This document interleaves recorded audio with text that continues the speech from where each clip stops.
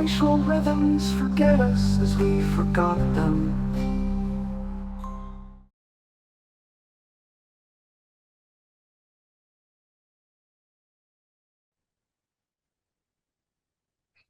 Okay, we're underway. So I'm talking with Geoff Dann, who's in Wales. Is that right? That is the original Wales, yes. I'm in West Wales on the coast, on the first hill from the Irish Sea, and the weather's blowing in at the minute. It's a bit wet. Okay, well, the weather's blowing in over here and it's getting a bit wet, and I'm in New South Wales. what does that tell you?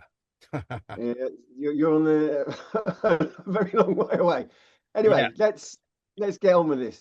Yeah. Let's Okay. do. So Geoff, you've written a book about eco-civilization. We'll get to that in a minute, but I want you to give us a little background as to who you are and what prompted you to, what do you do and what prompted you to write the book.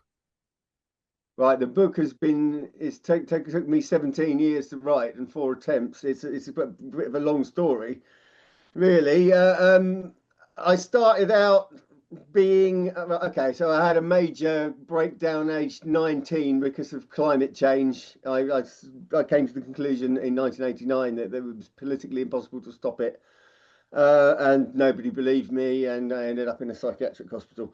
So that has dictated the course of my life to a certain extent. But I went through various other changes. I was an atheist, a Dawkinsian, and at the age of 33, I came to the conclusion that was a one-dimensional way of looking at the world. That there is such a thing as spirituality. That materialism is false. So I gave up being a software engineer, studied philosophy, couldn't get back into software engineering. Then I became a foraging teacher. I spent 10 years teaching people to forage, and I wrote a best-selling book on mushroom foraging. Now, a few years ago, 3 years ago, my mother died. I inherited some money, and I decided to get away from southeast England and move to a remote part of Wales where I could afford to buy a small holding, become as self-sufficient as possible. And this has allowed me to finish writing the book I actually started writing before the foraging books, after I finished my degree, which was about how to bring. Well, originally it was how there shouldn't be a clash between science and mysticism. That was a fake conflict. That they both things need to exist together. But also there's the environmental collapse is coming. So I knew that even before. So I'm trying to bring both of these things together. One thing is collapse is real and we've got to accept it, and the other is the historic Western fight between science and mysticism is pointless. But each of those things on their own is a tough enough thing to deal with. I had to write about both of them. It was about how these two things, this acceptance of collapse and the state of civilization, and the Western fight between science and mysticism, how these two issues intersect with each other, and how they all need to be. We need to completely rethink everything, and it's no use just rethinking little bits of this, because that's how we've got into this mess. No one's doing there's no big picture. We're not even trying. We've given up on big pictures. It's just a mess, and everyone's confused, and that paralyzes us. And then if you then, in the middle of all that, come to the conclusion that civilization as we know it's going to collapse anyway, where is there to go but despair? And so the book is an attempt to say, in actual fact, it doesn't have to be like this. It's not purely human. It's too late to save civilization as we know it. But Western civilization has got something fundamentally wrong. We've got a particular, they called me psychotic. That's why they put me in the psychiatric hospital, because I was detached from reality.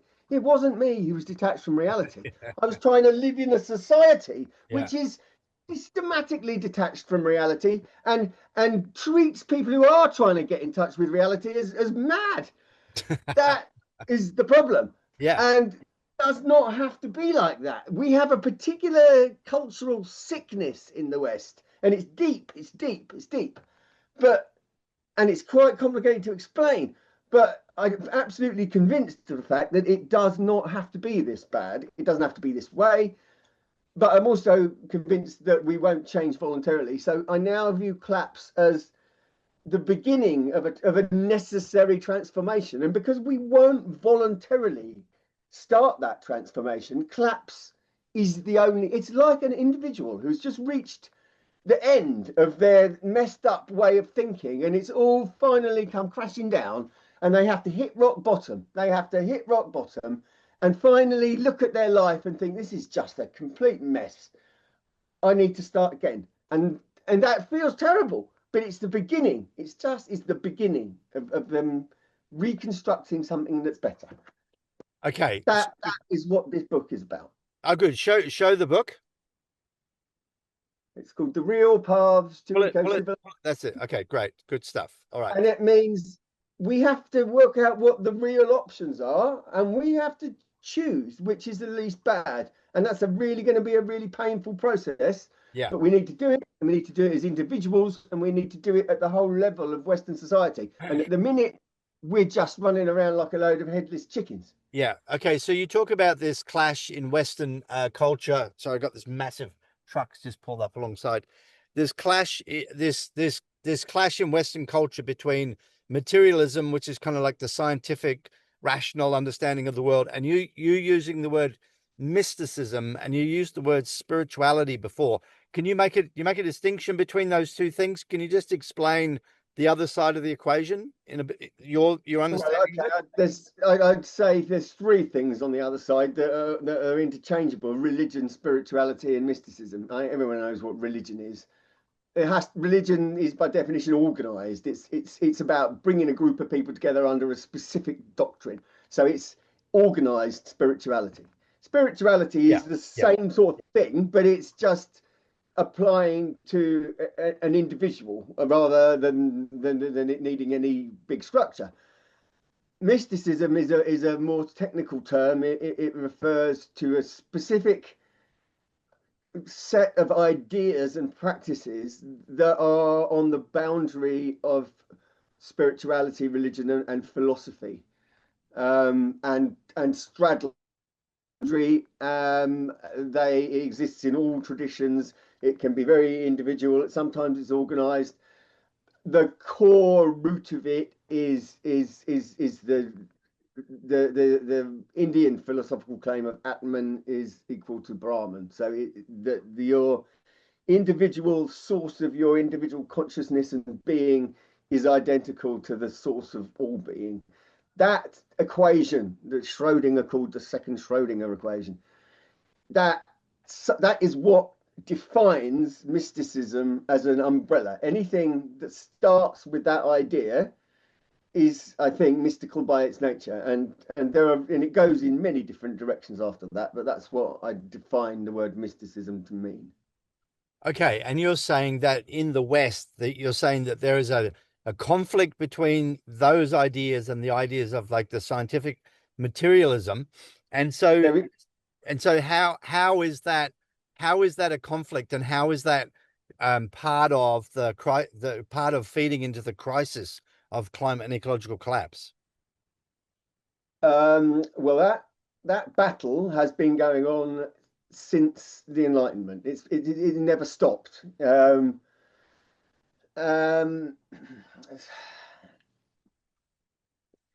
It's a complicated question. It prevents. You need to contrast it with what went before. What went before was Christianity, 1,000 years of domination of Catholic rule. Now, for better or for worse, there was a single narrative, a single idea, a single belief about what reality is, what life is, which everybody shared, whether they liked it or not. It wasn't a case of whether you liked it or not. It was just that was what people thought the world was. There weren't any atheists, or they were. It wasn't a thing. There weren't any materialists. There was a way of thinking. What happened after the Enlightenment, scientific revolution, and the beginnings of feudalism has gone as well and been replaced by capitalism? There was a shattering of from that point onwards, you had Christianity and science having a massive battle, but it was continually, and then you get Marxism comes along. That's another thing. It's not religious at all, but it's another same sort of thing, and it produces the same mentality in some people. It's become a religion. They treat it like a religion. But this all just becomes, at the end, we've lost reality. We've lost any objective single thing. We've just got all these ever more competing, ever more shattered people coming from different, and no one knows what to believe anymore. Yeah. Everything's true. Everything's false. Nothing's true. Everything's a lie. You can't rely on anything. That is, and it mixed in with people randomly latching on to, oh, this is the answer. This is the answer. No, that's the answer. And it's all just directionless. And there's only one thing that can bring this back together, and that's to accept there is actually such a thing as objective reality, and it is actually possible to know something about it. Yeah. And that we need to start from there, because if we don't start from there, there's no foundation, there's no anchor point, there's just chaos. But this is easy to say. Well, okay, we need to start with reality, but that immediately sticks you into a whole mess of historical philosophy, and we're back to materialism and science, and the question of how do the and spirituality, how can the mystical and materialistic science coexist? How can they coexist at the level of an individual person? How can they coexist at the level of society? And it's a Western problem in particular, because the Indians and the Chinese don't have this problem. They have lots of other problems. I'm not trying to mythologize about what's going on in China. There's some bad things. But they do not have this pathological inability to reconcile science and spirituality, because they've got Taoism. They've came, oh, well, we're going to have eco-civilization as a national goal. And, and by the way, we're not Democrats, so we can just impose that from on top. And we're going to say that Taoism is a good way of thinking about it in terms of spirituality.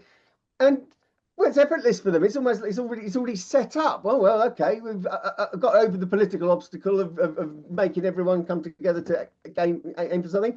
And well, we've got this ancient philosophical religious system that says everything's about balance, and almost explains in a diagram, yin and yang, how you can somehow fit these two polar opposites together, and in a kind of quite a technical way that it does it. And that is why the Chinese mind doesn't have this problem. It doesn't think, well, we've got spirituality and we've got science and they've got to be battling each other. They just don't think like that, because they've got a different history and a different culture. So I don't know, I can't even remember what your question is, but that's why I'm talking about the West and not other cultures, because I think we do have a particular problem in the Western world because of that history of science and Christianity having this massive battle and wars about whether parliament or the divine monarch gets power. This is our history. And transcending that, finding a way, we need to kind of look back on the whole of that history and think, what of this do we want to keep and what has to go? And that feeds back into, well, if it's going to collapse anyway, then this is a really good opportunity to take a step back and think about which bits of our culture, Western culture, are really worth keeping and which aren't.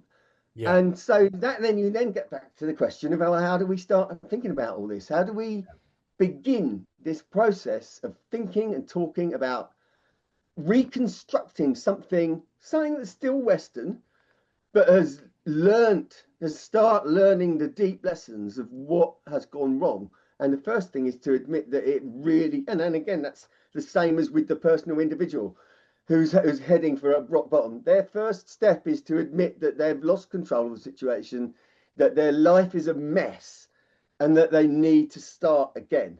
And we're there as a society. Yeah. Okay, so just walk me through, if you like, not chapter by chapter, but just a bit of a sort of a synopsis of how the book sort of moves from, like, maybe 3 or 4 of the key thoughts. I mean, are you talking in here, do you talk about technology in terms of what are the technologies that we need to have a sustainable civilization? That is not what the book's about at all. Okay. That's the nuts and bolts. There are plenty of books about that already, I think. Yeah. This is about how the whole big picture fits together. It's very much philosophy. It's about how science, spirituality, politics, individual psychology all can make sense as a single unified picture instead of just isolated bits of understanding and clashing incoherence. Yeah. Now, that was a real challenge to write a book that does that. And I only, in the way, only way I could find out how to do it, to make it work in the end, as I said, I made several attempts to write it. They were different attempts and in different ways. One, I've got fiction, I've got autobiography, I've got conventional philosophy, I've got a book from the future, part of a book from the future, which is in a different genre to anything that's ever been written because it mixes science, spirituality, and politics together and cosmology, all in a way that no genre has ever done. In it. So this book is it changes from one format to another, and so it'd be very difficult to kind of to answer that question. It's unorthodox. Right. It's in two parts. Part one is saying this is what the problem is, and part two is saying this is why I think a solution is.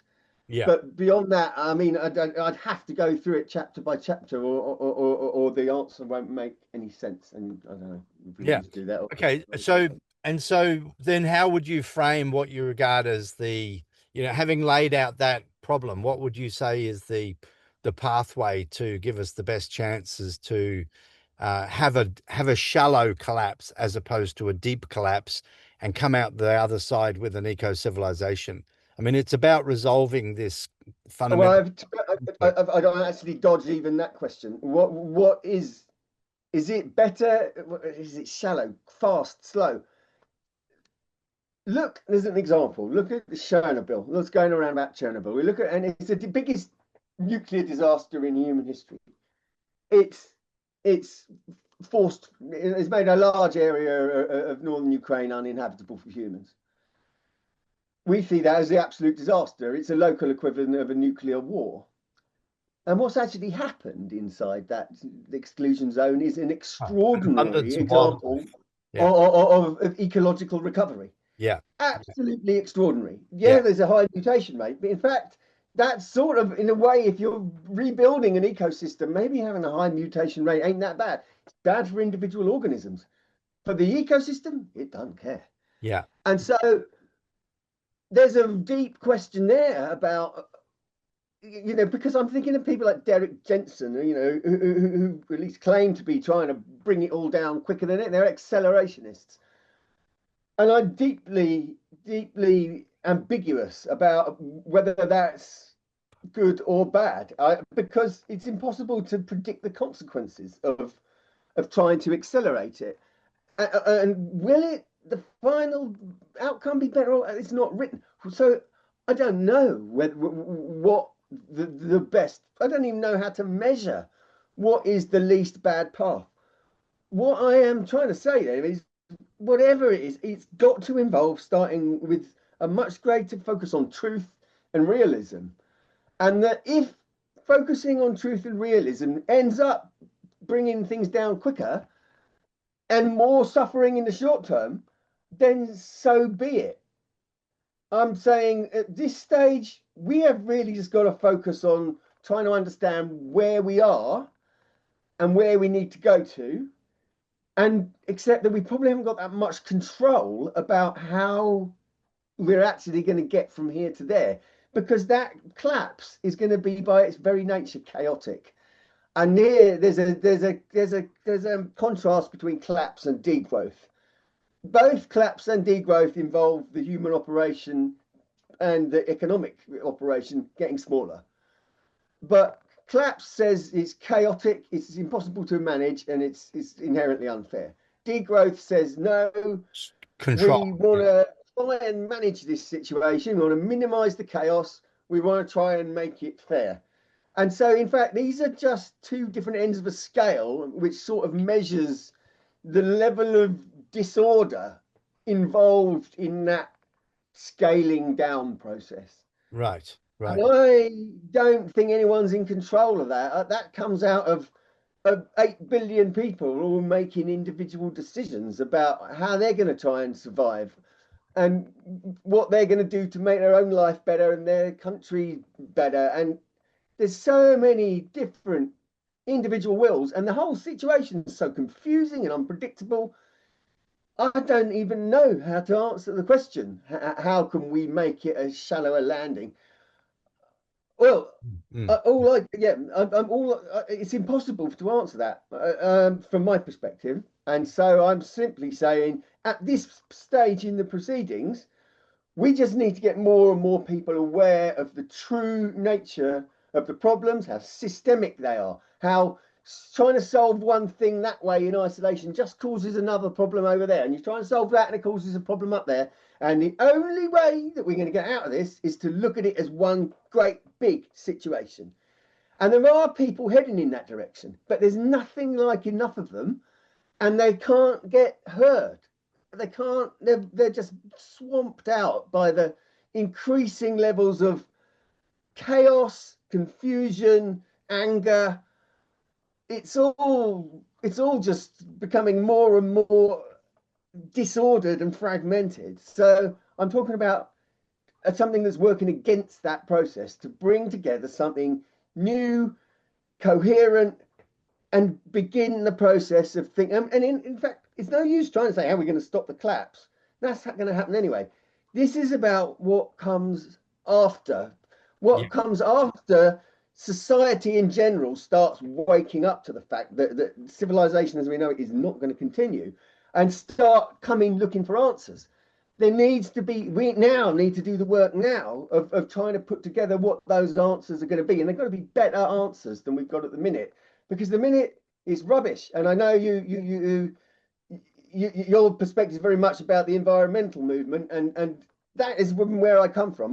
Before I ended up in a psychiatric hospital, I had been a member of the Green Party, and that was partly the final thing that put me over the edge, because they spent their entire time arguing about whether we should have one leader or two.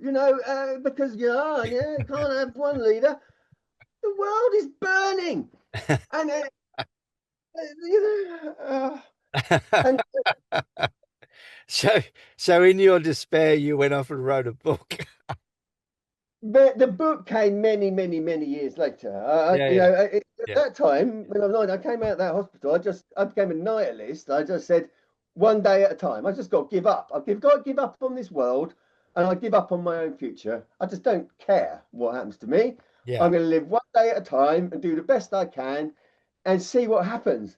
And it's like, well, okay, so the biggest train wreck in history is about to happen. I've got a perfect view and might as well get the popcorn in. Yeah. yeah, I'm going to have a good time. I'm going to take drugs. I'm going to be in a band. I'm going to go yeah, to Glastonbury every year. yeah, And I'm just going to sit here and watch. yeah. You Find a safe people. corner and watch it unfurl. Yeah. Well, there is no safe corner if you think that. I mean, I've got a relatively safe corner now, but at the time, I just didn't. I didn't have a future. I didn't care.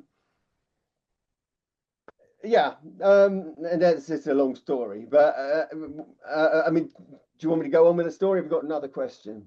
Well, actually, we've got a limited amount of time, so we've got another 6 minutes or so. But one of the you sent me when we talked the other day, you mentioned a few things that on the edges of science, we're still unable to actually resolve just what consciousness is, and we're unable to resolve fundamental issues around quantum mechanics and cosmology, and that there was this sort of suggestion in that narrative that science may have the answer for everything, but it doesn't right now, which kind of creates the space for a more transcendental, spiritual, mystical Yes, uh, yeah, explanation of things.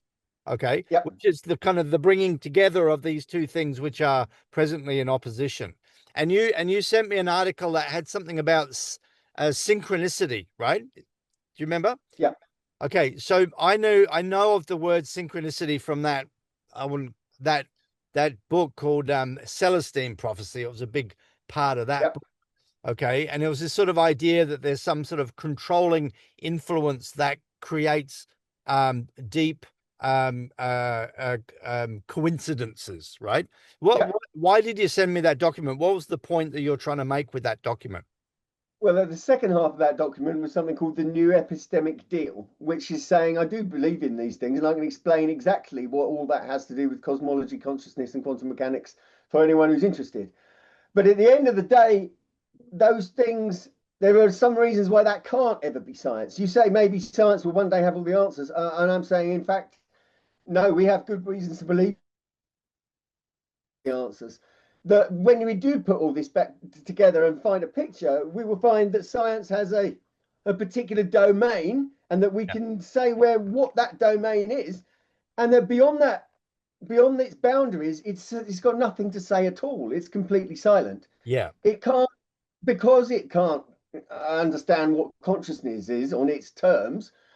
It can't actually adequately deal with anything that comes from consciousness, which is the whole of subjectivity. It's not just spirituality, it's politics, it's value judgments as well. There's no value or meaning in science.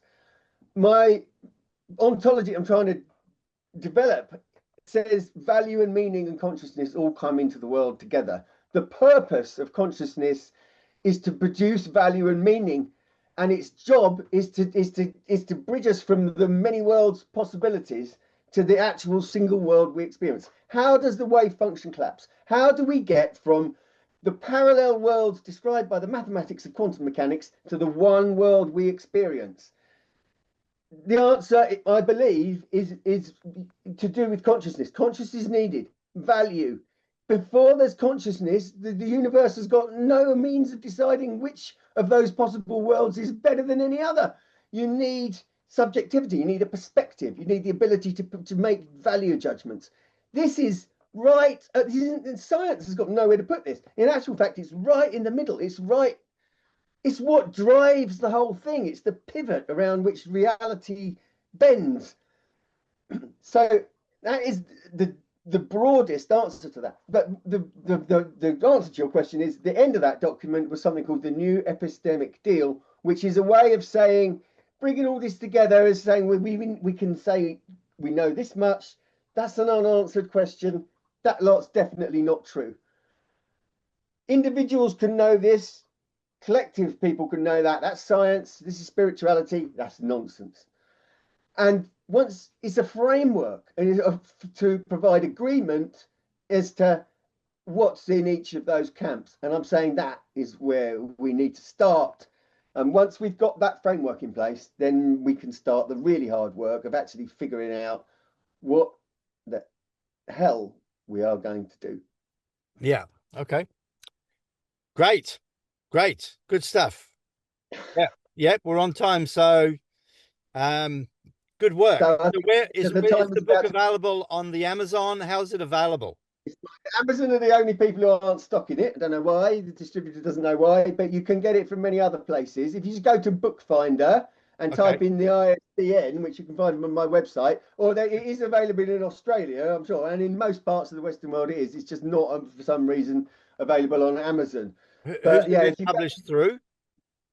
It's I'm effectively working as an independent publisher, but I've got an agreement with a book distributor, so I can function as a publisher. Yeah. So Central Books is the distributor. Okay, so you're gonna send me the ISBN and any relevant links, and I'm gonna put them in the information block at the bottom of this YouTube video. Okay. Yeah. Okay. Good stuff. And I'll let's talk on this some more at some other time. Excellent. Nice talking to you, Guy. Thanks, mate. Bye-bye. Bye. Our coast to hot house, but will the glacial rhythms forget us as we forgot them?